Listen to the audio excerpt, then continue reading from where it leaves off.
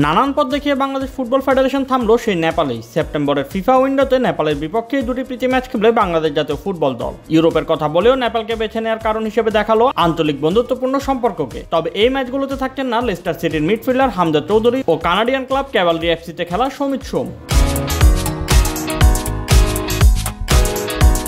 বৃহস্পতিবার এক অনলাইন সভায় জাতীয় দল কমিটি আনুষ্ঠানিকভাবে এই সিদ্ধান্তগুলো নেয়।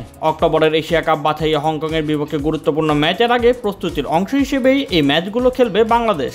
যদিও নেপাল 7 জুলাই এই দুটি ম্যাচের কথা জানালেও এতদিন ইউরোপের গল্প শুনিয়েছে বাফুফে। অবশেষে গতকাল বিষয়টি নিশ্চিত করেছে তারা।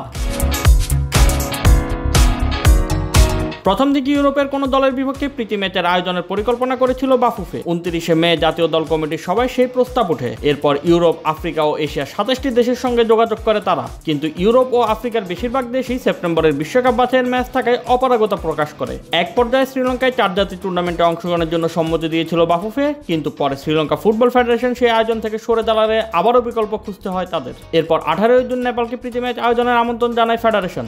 দুই দেশের আলোচনার ভিত্তিতে 2 জুলাই আনুষ্ঠানিকভাবে ম্যাচগুলো চূড়ান্ত হয়। তবে এখানেই শেষ নয়। নেপালের সঙ্গে চূড়ান্ত হওয়ার পরও শক্তিশালী দলের বিপক্ষে খেলার আশায় ভিয়েতনামের সঙ্গে যোগাযোগ করেছিল বাফুফে। 11 জুলাই ভিয়েতনাম দুটি অ্যাওয়ে ম্যাচ খেলার প্রস্তাব দিলে তখন সংকটে পড়ে যায় বাংলাদেশ ফুটবল ফেডারেশন। শেষ পর্যন্ত আঞ্চলিক বন্ধুত্বপূর্ণ সম্পর্কের কথা বিবেচনা করে নেপালকেই বেছে নেয় দেশের ফুটবল নিয়ন্ত্রক সংস্থাটি।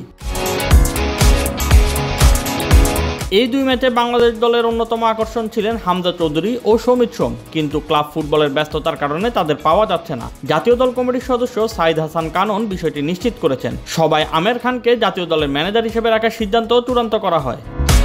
Shoaib Shams, BD sports time.